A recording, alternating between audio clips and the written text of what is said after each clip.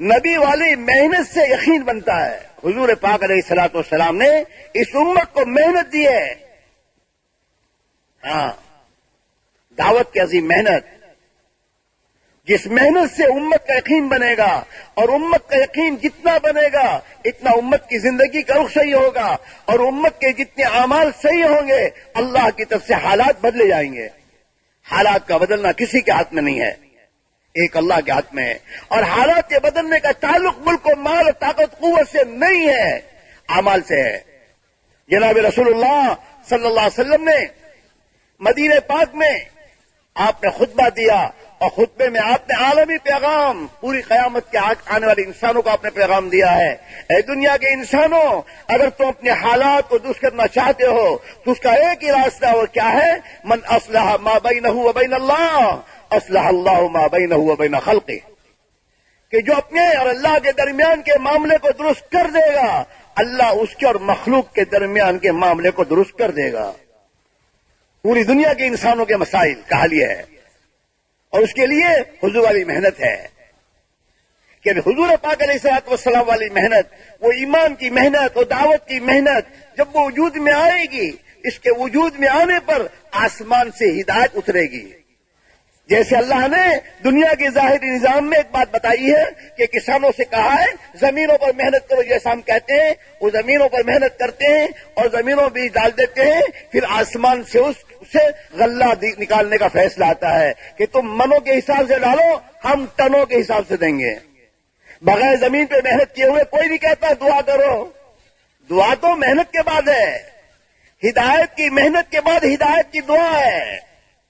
ہمارے دل میں پہلے تو اس کی طرف آئے کہ ہمیں ہدایت ملے، ہماری اولاد کو ہدایت ملے، ہمارے بیوی بچوں کی ہدایت ملے، دنیا کے بسنے والے انسان جو مارے مارے پھر رہے ہیں ان کو ہدایت مل جائے. اس ہدایت کے اندر سے طلب کے ساتھ ہم اپنے بس کی محنت کر کے پھر اللہ سے بارگاہ میں کہیں اے اللہ ہدایت دینا آپ کے ہاتھ میں، ہدایت آپ اتاری ہے.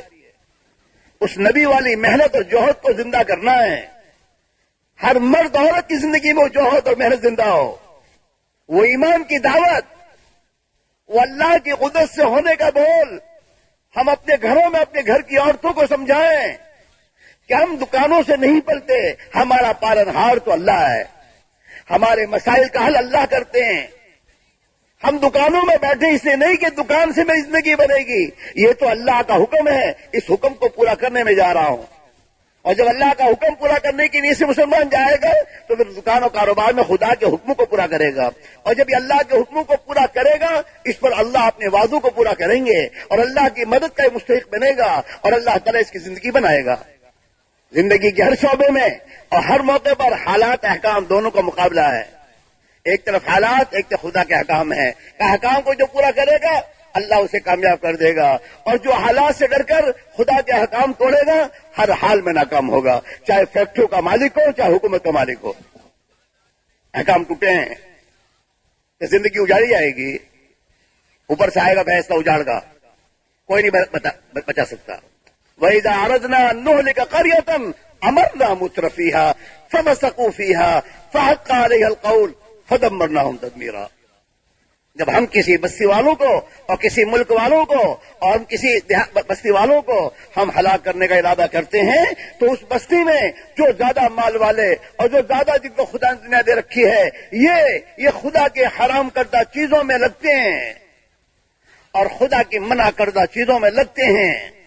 یہ فسق و فجور اس بستی میں فسق و فجور کرتے ہیں، یہاں تک کہ اللہ کی طرف سے فیصلہ طے ہو جاتا ہے، پھر خدا ان بستیوں کو تہس نہس کر دیتا ہے. اصل مسئلہ حالات، دنیا والوں کے حالات کے بدلنے کا تعلق انسانوں کے اعمال سے ہے، چیزوں سے نہیں ہے، باہر کی چیزوں سے نہیں ہے، ان کے اندر کے اعمال پر ہے. اور اعمال کے درست ہونے کا تعلق انسانوں کے یقین کے درست ہونے سے ہے. جب تک یہ یقین نہیں آتا زندگیوں میں کہ اللہ کی ماننے میں کامیابی ہے، وہاں تک آدمی اللہ کی نہیں مانے گا. اور یہ یقین دل میں اتارنے کے لیے ایمان کی دعوت ہے. جتنا ہم اللہ سے ہونے کو بولیں گے اور اللہ کے ہونے سے کہیں گے اور اس کو ہم سنیں گے اس نیت سے کہ اللہ ہمارے دل میں اس حقیقت کو اتار دے، تو پھر یہ حقیقت دل میں اترتی چلی جائے گی. اس دعوت کی محنت کے ذریعے ہمارے زبانوں کا بول ایمان کا بول بن جائے. یا ایھا الناس قولوا، کہو کیا کہو کہ ایک اللہ وحدہ لا شریک لہ، اسی کے ہاتھ میں سب کچھ ہے، سب کچھ اللہ کی ذات ہے. یہ کہو، اسی کا نام دعوت ہے. جہاں بیٹھے اسی کو کہیں، یہ نہیں کہ تھوڑی دیر کشنے گئے تو ایمان کی بات اور باقی تو وہ یہ کرتا وہ کرتا ہی ہوا. دیکھا آپ نے اخبار میں کیا ہے؟ مخلوق کی باتیں آئی ہیں، خالق کی باتیں نہیں ہو. اور اللہ کے سوا جتنے ہیں سب باطل ہیں، ان کے تذکرے باطل ہیں، اور باطل کے تذکروں سے باطل دل میں اترے گا. اللہ کے بول بولنا، اللہ کے غیر کے تاثر کو نکالنے کے لیے خدا کے غیر کی نفی کرنا کہ ان سے کچھ نہیں ہوگا، ان کے ہاتھ میں کچھ نہیں ہے، یہ تو محتاج ہیں. نفی پہلے، لا الہ پہلے کہو. اللہ کے سوا کسی کے ہاتھ میں کچھ نہیں ہے، کہیں سے زندگی نہیں بنتی ہے. الا اللہ، ایک اللہ وحدہ لا شریک لہ، اسی سے زندگی بنتی ہے. اسی کے ہاتھ میں سب کچھ ہے، وہی اپنی قدرت سے سب کچھ کرتا ہے، اور وہ کرنے میں کسی کا محتاج نہیں ہے.